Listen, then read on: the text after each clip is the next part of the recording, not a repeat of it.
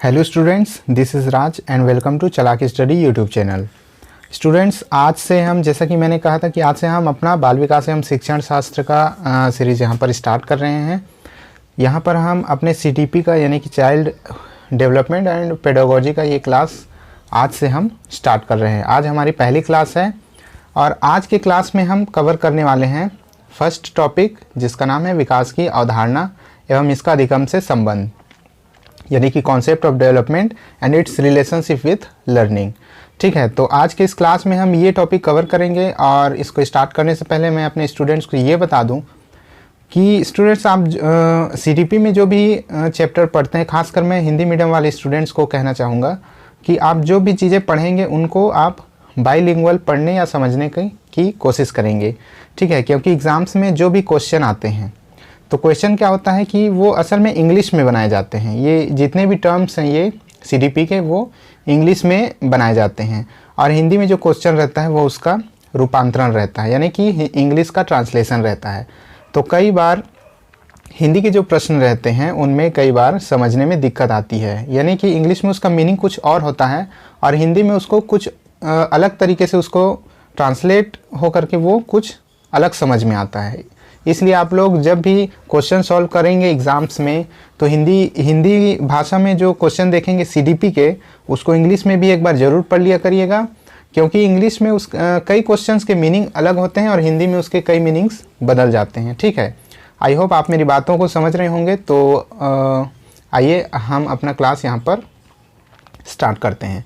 तो हमारा टॉपिक है विकास की अवधारणा एवं इसका अधिगम से संबंध। ठीक है, तो आज के इम्पोर्टेंट पॉइंट्स देख लेते हैं क्या क्या हम आज पढ़ने वाले हैं। तो हम पढ़ने वाले हैं विकास क्या है, विकास की अवधारणा, विकास के प्रकार, विकास एवं अवस्थाएं, विकास की अवस्थाएं, अधिगम क्या है, वृद्धि एवं विकास में अंतर, विकास एवं अधिगम में संबंध और विकास को प्रभावित करने वाले कारक। तो हम सबसे पहले देखते हैं कि विकास क्या है। ठीक है, विकास क्या है।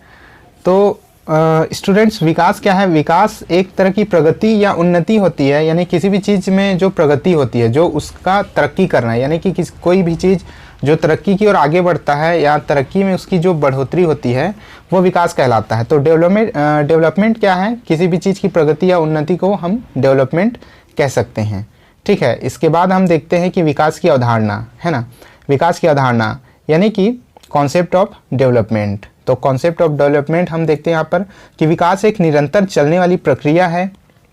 तो विकास क्या है, विकास एक निरंतर चलने वाली प्रक्रिया है, यानी अनवरत चलती है, ये कभी रुकती नहीं है।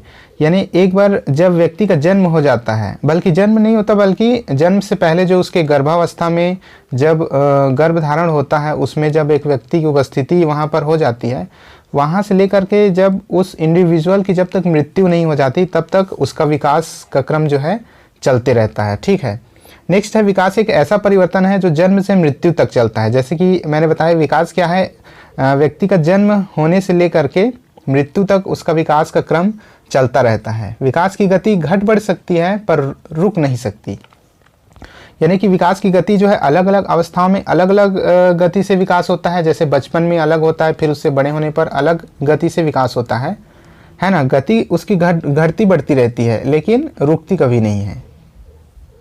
ठीक है, इसके नेक्स्ट पॉइंट है यह गर्भधारण से लेकर मृत्यु तक चलती है। जैसा मैंने अभी बताया कि विकास जो है एक बार जब गर्भधारण हो जाता है उससे तब तक नहीं रुकता जब तक कि उस इंडिविजुअल की मृत्यु नहीं हो जाती। अब नेक्स्ट है कोई भी बेतरतीब बदलाव विकास नहीं कही जाएगी। अब विकास की एक अवधारणा, ये मोस्ट इम्पोर्टेंट इसको मान सकते हैं कि बेतरतीब बदलाव, यानी कि बेतरतीब का मतलब होता है रैंडमली। ठीक है, कोई भी रैंडम चेंजेस जो है उसको विकास नहीं कहा जाएगा। यानी कोई भी चेंज, जैसे कि मान लीजिए कि कोई व्यक्ति या तो बीमार पड़ जाता है, बीमार पड़ने के बाद उसके शरीर में अलग तरह से बदलाव होने लगते हैं कि वो कमज़ोर हो जाता है, इस तरह के।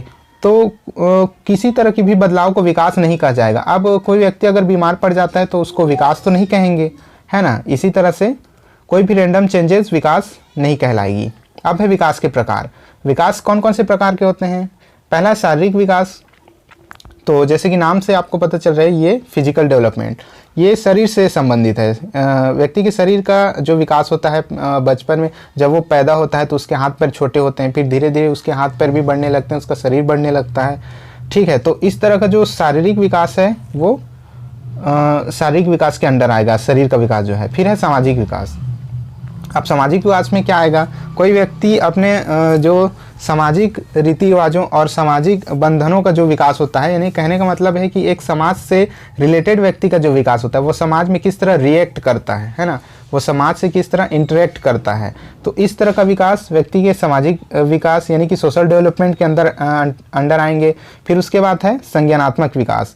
एक व्यक्ति का जो संज्ञान होता है उसका जो ज्ञान, उसकी जो समझ होता है, किसी चीज़ को सोचने की क्षमता है ना, उसके समझने की जो क्षमता होती है, उसका जो विकास होता है वो संज्ञानात्मक विकास के अंतर्गत आएगा। अब है संवेगात्मक विकास यानी कि इमोशनल डेवलपमेंट। एक व्यक्ति के अंदर कई तरह के इमोशंस होते हैं, जैसे कि खुशी, गम, किसी हंसी या किसी भी चीज़ को उसमें रिएक्ट करने की जो उसकी क्षमता होती है वो संवेग के अंतर्गत आती है। तो उसके संवेगों में जो विकास होता है ना, किसी भी चीज़ पर रिएक्ट करने का जो उसका एक जो क्षमता होती है उसका विकास संवेगात्मक विकास के अंतर्गत आएगी, यानी कि उसके इमोशन का जो डेवलपमेंट होता है वो इमोशन डेवलपमेंट के अंडर आएगी। फिर है भाषा का विकास। अब भाषा का विकास क्या है, यानी लैंग्वेज डेवलपमेंट। जब एक बच्चा पैदा होता है, उसके पैदा होने से लेकर के बड़े होने तक वो अपने भाषाओं में जिस तरह का विकास होता है उसके भाषा में, यानी कि जैसे जब बच्चा पैदा होता है तो उसे बातचीत करने तो आता नहीं है, वो बस रोता है, उसके बाद उसका रोना धीरे धीरे बैबलिंग में बदल जाता है, ठीक है, वो बैबल करने लगता है, बबलाने लगता है धीरे धीरे।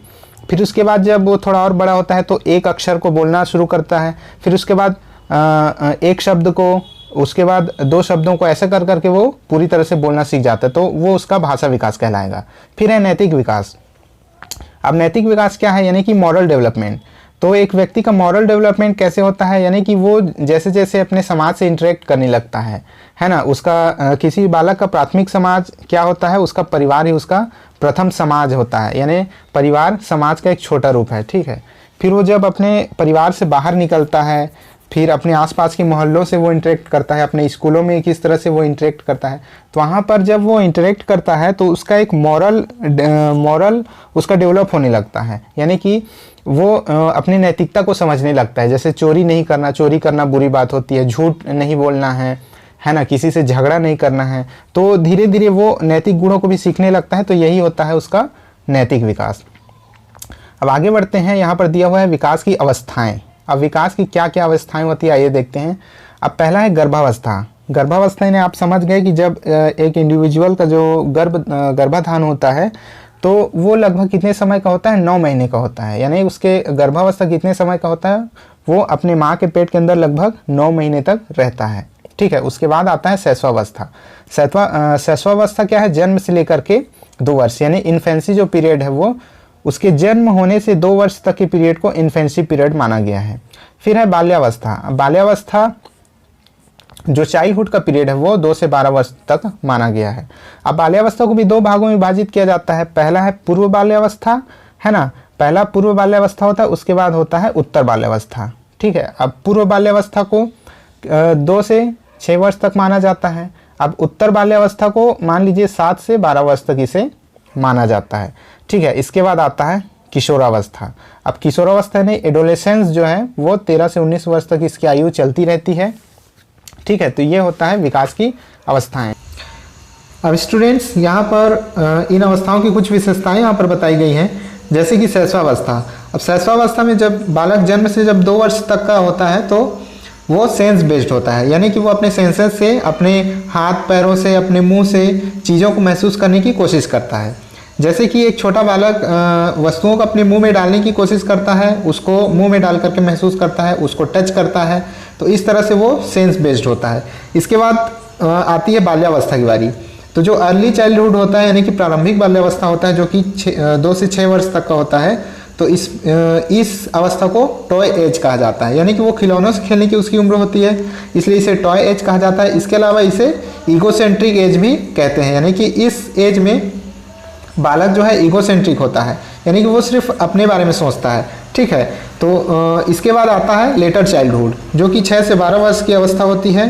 तो लेटर चाइल्डहुड को ट्रबलसम एज भी कहा जाता है। अब इसके बाद आता है किशोरावस्था।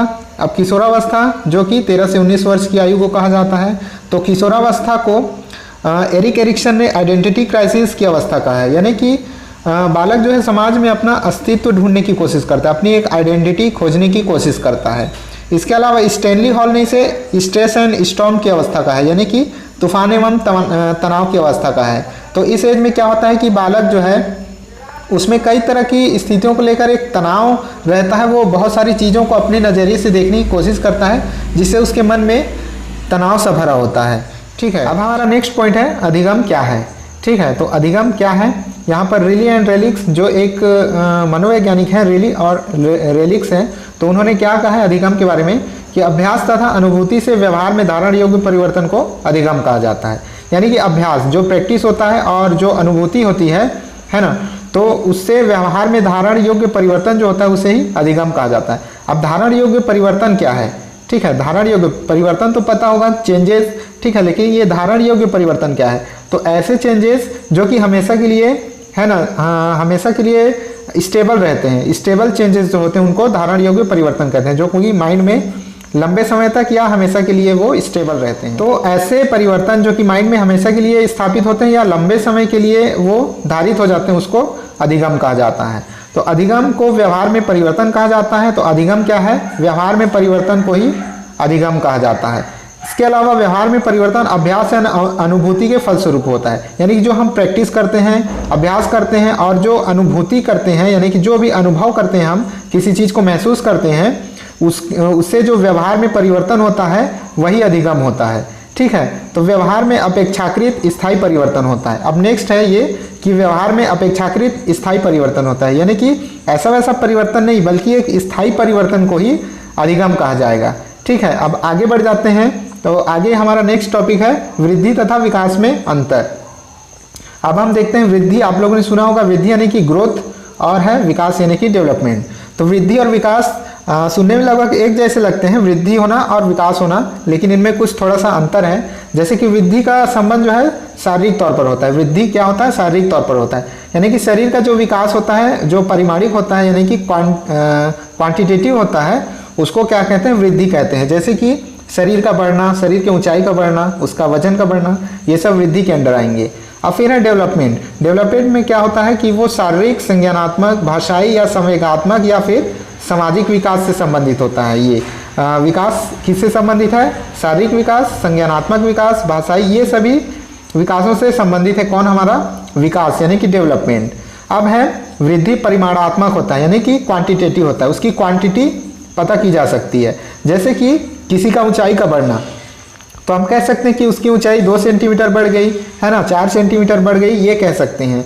लेकिन विकास क्या है? वो गुणात्मक होता है, यानी कि क्वालिटी से रिलेटेड होता है। अब हम ये नहीं कह सकते कि किसी की बुद्धि जो है वो 2 सेंटीमीटर बढ़ गई, ऐसा तो नहीं कह सकते। तो बुद्धि जो है एक गुण है, उसका परिमाण उसको नाप नहीं सकते हम। ठीक है, अब नेक्स्ट है जैसे कि मैंने कहा कि लंबाई तथा ऊंचाई तक सीमित है। तो जो वृद्धि है वो लंबाई, ऊंचाई, मोटाई, इस तरह की चीज़ों में होता है ना। मनुष्य की लंबाई या फिर उसकी ऊंचाई या उसका वजन, ये सब वृद्धि के अंदर आएगा। इसके अलावा विकास सभी क्षेत्रों में होगा। वृद्धि जो है लंबाई ऊंचाई तक ही सीमित होता है और विकास सभी क्षेत्रों में होता है, मनुष्य के सभी क्षेत्रों में, जैसे उसके दिमाग से संबंधित, उसके शरीर से संबंधित, उसके सोच विचार से संबंधित, ये सभी विकास होता है। अब क्या है कि वृद्धि जो है एक निश्चित उम्र तक होता है। ठीक है, वृद्धि एक निश्चित उम्र तक होता है, यानी कि मनुष्य का जो वृद्धि होता है उसकी ऊंचाई का बढ़ना एक लिमिट एज तक ही होगा, उसके बाद उसकी ऊंचाई नहीं बढ़ती है। उसी तरह मनुष्य का वजन का बढ़ना एक निश्चित उम्र तक ही उसके शरीर का वजन बढ़ेगा, उसके बाद उसका वजन का बढ़ना रुक जाएगा। लेकिन विकास क्या है? मृत्यु तक चलता रहता है, जब तक मनुष्य की मृत्यु नहीं हो जाती। एक बार जब वो पैदा होता है उसके बाद जब उसकी मृत्यु हो जाती है तभी उसका विकास बंद होता है। ठीक है, यानी कि जन्म से मृत्यु तक चलने वाला ये प्रक्रिया है विकास। ठीक है, अब लास्ट पॉइंट जो है मापन संभव है, यानी कि वृद्धि का मापन संभव है। वृद्धि को हम माप सकते हैं कि किसी इंडिविजुअल की ऊंचाई कितनी बढ़ी, उसका वजन कितना बढ़ा, लेकिन जो विकास के लिए है इसका मापन नहीं, आकलन संभव है। ठीक है, तो जो विकास है उसका मापन नहीं किया जा सकता कि उसका कितना विकास हुआ, उसको माप नहीं सकते, बल्कि उसका आकलन हम कर सकते हैं, उसका असेसमेंट कर सकते हैं। ठीक है, अब नेक्स्ट पॉइंट है हमारा विकास तथा अधिगम में संबंध। अब हम देखते हैं कि विकास और अधिगम में क्या संबंध होता है। अधिगम एक विकास है जो कि प्रयास तथा अभ्यास से होता है। अधिगम क्या है? अधिगम यानी कि लर्निंग जो हमारा है वो एक तरह का विकास है। विकास और लर्निंग में क्या रिलेशन है कि लर्निंग जो है एक तरह का डेवलपमेंट ही है, लर्निंग एक तरह का विकास ही है, जो कि हमारे प्रयास यानी कि एफर्ट तथा अभ्यास यानी कि जो हम प्रैक्टिस करते हैं, तो एफर्ट्स और प्रैक्टिस से होने वाला परिवर्तन ही अधिगम कहलाता है, और जो कि एक तरह का डेवलपमेंट है यानी कि विकास है। अब नेक्स्ट है कि परिपक्वता और अधिगम दोनों विकास को उत्साहित करते हैं। अब यहाँ एक टर्म आया स्टूडेंट, यहाँ एक टर्म आया परिपक्वता, ठीक है। अब परिपक्वता क्या है? परिपक्वता जिसको इंग्लिश में मैचुरेशन कहते हैं, ठीक है। तो ये जो मैचुरेशन है वो क्या है? मैचुरेशन यानी कि कोई व्यक्ति किसी एक आयु वर्ग में पहुंचकर ही किसी चीज़ के लिए परिपक्व होता है, उस चीज़ को करने लायक होता है, उसी को परिपक्वता कहते हैं। मान लीजिए एक छोटा बालक है, जब वो साइकिल चलाना सीखेगा, तो जब वो साइकिल चलाने के लिए परिपक्व हो जाएगा तभी तो वो साइकिल चलाना सीखेगा। यानी कि एक छोटा बालक अगर जब साइकिल पर बैठकर उसका पैर जमीन तक नहीं पहुंचेगा, उसके पैर पैडल तक नहीं पहुंचेंगे, तो वो साइकिल चलाना नहीं सीखेगा, यानी कि वो साइकिल चलाने के लिए परिपक्व नहीं हुआ है। तो परिपक्वता यही है, किसी काम को करने के लिए एक निश्चित आयु तक पहुंचना, निश्चित विकास होना ही परिपक्वता कहलाता है। तो परिपक्वता और अधिगम दोनों विकास को उत्साहित करते हैं, यानी कि विकास होने के लिए अधिगम और परिपक्वता दोनों ही इम्पोर्टेंट है। तो नेक्स्ट पॉइंट यही कहा गया है कि परिपक्वता और अधिगम दोनों ही विकास के लिए इम्पोर्टेंट है, आवश्यक है, ठीक है। अब है परिपक्वता यानी कि मैचुरेशन जो है वो विकास को सीमित कर देता है, यानी कि परिपक्व होने से विकास सीमित हो जाती है। जैसे कि किसी चीज़ के लिए जो मैचुरेशन है वो विकास को लिमिट कर देते हैं, विकास की लिमिट को सेट करते हैं, क्या चीज़? मैचुरेशन, ठीक है। अब हमारा नेक्स्ट पॉइंट है विकास को प्रभावित करने वाले कारक। अब विकास को कौन कौन से कारक हैं जो विकास को यानी कि डेवलपमेंट को प्रभावित करते हैं? तो पहला है उसमें से आंतरिक कारक, ठीक है। अब आंतरिक कारक में क्या क्या शामिल हो सकते हैं? उसमें है आनुवांशिकी यानी कि हेरिडेटरी। तो जो बालक की आनुवांशिक वो कारण है, आनुवांशिक कारण है, वो भी विकास को प्रभावित करते हैं। जैसे कि मान लीजिए कोई बालक है, उसके पिता की आयु, उसके पिता की जो हाइट है वो कम है, तो अगर उसके हाइट की हेरिडिटी जो है अपने उसके पुत्र को मिली हुई है, तो उसके पुत्र की हाइट भी जो बड़े होने के बाद कम ही रहेगी। तो ये आंतरिक कारण के अंदर आएगा कि आनुवांशिक की वजह से, आनुवांशिकता की वजह से उसका विकास प्रभावित होता है। अब है सामाजिक प्रवृत्ति यानी कि सोशल नेचर। जो बालक का सोशल नेचर है यानी कि समाज के साथ इंटरेक्शन करने का उसका सिस्टम है, जो बालक किस तरह से अपने समाज से इंटरेक्शन करता है, अपने समाज से किस तरह से घुलता मिलता है, वो भी उसके विकास को प्रभावित करेंगे।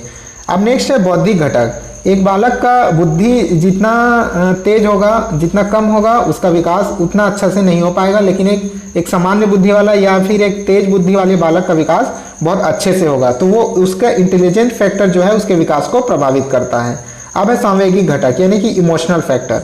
तो एक बालक का इमोशनल होना भी उसके विकास को प्रभावित करता है ना। उसके किसी दुख में ज़्यादा दुखी होना या फिर उसके खुशी में ज़्यादा खुश होना, इस तरह की जो उसके इमोशनल फैक्टर्स हैं वो भी उसके विकास को प्रभावित करते हैं। अब है शारीरिक कारण यानी कि उसके बायोलॉजिकल फैक्टर जो हैं, यानी किसी व्यक्ति के शरीर का विकास उसके संपूर्ण विकास को प्रभावित करता है। उसका शरीर अगर अच्छा है, उसके बायोलॉजिकल फैक्टर अच्छे हैं, तो उसका विकास अच्छे से होगा। अगर उसके बायोलॉजिकल फैक्टर्स थोड़े से कमज़ोर हैं तो उसका विकास भी प्रभावित होगा, ठीक है। तो ये जो घटक हैं वो ऐसा नहीं है कि किसी अच्छे वे में ही किसी को प्रभावित करते हैं, उसके विकास को प्रभावित करेंगे, या फिर ऐसा भी नहीं है कि बुरे वे में ही उसको प्रभावित करेंगे, बल्कि ये जो सभी घटक हैं जो हमने अभी पढ़े हैं वो अच्छे या बुरे दोनों तरह से किसी के विकास को प्रभावित कर सकते हैं। अब आगे बढ़ जाते हैं, यहाँ पे है बाह्य कारक, ठीक है। किसी के विकास को प्रभावित करने वाले बाह्य कारक, तो इसका क्षेत्र जो है बहुत वाइड है, यानी कि बाह्य कारक बहुत प्रकार के हो सकते हैं। जैसे कि है बच्चे की माँ का गर्भ, है ना। बच्चा जब अपने माँ के गर्भ में प्रवेश करता है तो उसका वातावरण, उसके गर्भ का वातावरण बच्चे के विकास को प्रभावित करेगा। अगर उसके गर्भ में बच्चे को अच्छा वातावरण मिलता है तो अच्छी तरह से प्रभावित करेगा, अगर खराब वातावरण मिलता है तो उसके विकास में वो बाधक भी बन सकता है। उसके अलावा जैसे कि गर्भावस्था के दौरान माँ की शारीरिक और मानसिक स्थिति है वो भी बालक के विकास को प्रभावित करती है ना। इसके अलावा गर्भ में अगर सिंगल चाइल्ड है या फिर जुड़वा बच्चे भी कभी कभी होते हैं तो उससे भी उसके विकास को प्रभावित करेंगी, ये सभी बातें उसके बच्चे के विकास को प्रभावित करती हैं। यानी कि अगर जुड़वा बच्चे हैं तो उनको ज़्यादा अच्छे से पोषण चाहिए होगा, ठीक है। उसके अलावा जो बच्चे को पोषण जो मिलती है उसकी क्वालिटी और उसकी क्वांटिटी भी बच्चे के विकास को प्रभावित करेगी। इसके अलावा बच्चे की डिलीवरी नॉर्मल हुई है या फिर एबनॉर्मल हुई है, या फिर गर्भ के अंदर बच्चे के साथ कोई दुर्घटना तो नहीं घटा है, तो ये सभी एक्सटर्नल फैक्टर्स हैं जो बच्चे के विकास को प्रभावित करते हैं, है ना। इसके साथ साथ न्यूट्रिशन है, यानी कि पोषण। अगर बच्चे के जन्म के बाद उसको अच्छा पोषण मिला है तो उसका विकास अच्छा होगा। अगर उसका पोषण कोई कमी रह जाती है उसके पोषण में तो उसका विकास में बाधा पहुंचेगी। तो इस तरह के कई बाह्य कारक हैं जो बच्चे के विकास को प्रभावित करते हैं। अब लास्ट में हम देखते हैं कि निष्कर्ष, इससे हम जो भी हम लोगों ने पहले पढ़ा उससे क्या निष्कर्ष निकलता है। तो यही कुछ निष्कर्ष आप निकाल सकते हैं कि विकास असल में है क्या। किसी भी चीज़ की प्रगति या उन्नति जो है यही विकास कहलाता है। विकास क्या है? विकास एक निरंतर चलने वाली प्रक्रिया है जो कि अपने माँ के गर्भ से लेकर मृत्यु होने तक चलती रहती है, ठीक है। और विकास की गति जो है घटती बढ़ती जरूर है लेकिन वो रुकता कभी नहीं है ना। किसी एक स्टेज में उसकी गति, विकास की गति घट या बढ़ सकती है लेकिन वो रुकेगा कभी नहीं। और विकास की जो अवस्थाएं हैं तो अलग अलग अवस्थाओं को अलग अलग नाम से जाना जाता है, ठीक है। जैसे कि गर्भावस्था है और उसके अलावा शैशवावस्था, बाल्यावस्था, किशोरावस्था और उन सब की कुछ अलग अलग विशेषताएं भी होती है। और विकास जैसे कि शारीरिक, सामाजिक, संज्ञानात्मक, संवेगात्मक, इतने प्रकार के विकास हम लोगों ने यहाँ पर पढ़े हैं, ठीक है। हम लोगों ने देखा कि ग्रोथ और डेवलपमेंट में क्या क्या अंतर होता है। ग्रोथ जो है वो परिमाणात्मक होता है ना, यानी कि क्वांटिटेटिव होता है, उसको मापा जा सकता है। और डेवलपमेंट जो है उसको मापा नहीं जा सकता, वो गुणात्मक होता है, यानी कि क्वालिटेटिव होता है, ठीक है। तो इन सभी चीज़ों को हम लोगों ने यहाँ पर पढ़ा और हम लोगों ने देखा कि विकास को किस किस तरह के तत्व प्रभावित करते हैं। उसमें हम लोगों ने कुछ आंतरिक तत्व देखे, कुछ आंतरिक घटक देखे, कुछ बाह्य घटक देखे। तो इस तरह से हमारा ये चैप्टर यहाँ पर कंप्लीट होता है ना। तो उम्मीद है इस चैप्टर से आप लोगों को विकास के बारे में काफ़ी कुछ सीखने को मिला होगा। तो thanks for watching this video and this session. और आप लोग इसी तरह इस सेशन के साथ जुड़े रहें, इस सीरीज़ के साथ जुड़े रहें। और मैं हर रोज़ एक टॉपिक कवर करेंगे हम, और हर रोज़ एक वीडियो मैं अपलोड कर दिया करूँगा, आप उसको देख लिया करिएगा। और इसी तरह जैसे मैंने कहा था कि मैं अपने नोट्स अपने टेलीग्राम चैनल पर शेयर कर दिया करूँगा। आप टेलीग्राम चैनल को ज्वाइन कर सकते हैं, वो भी चालाकी स्टडी के नाम से टेलीग्राम चैनल होगा। मैं इसका लिंक भी अपने डिस्क्रिप्शन बॉक्स में दे दूंगा, वहाँ पर मैं अपने नोट्स थोड़े थोड़े वहाँ पर शेयर करते जाऊँगा, ठीक है। तो सेशन पसंद आया होगा तो एक लाइक ज़रूर कर दीजिएगा, और चैनल पर नए हैं तो इसे सब्सक्राइब करके बेल आइकन को प्रेस कर लीजिएगा, ठीक है, ताकि इसके नोटिफिकेशन आपको रेगुलर मिलते रहें। तो आज के वीडियो में बस इतना ही। अब मिलते हैं नेक्स्ट वीडियो में, तब तक के लिए जय हिंद।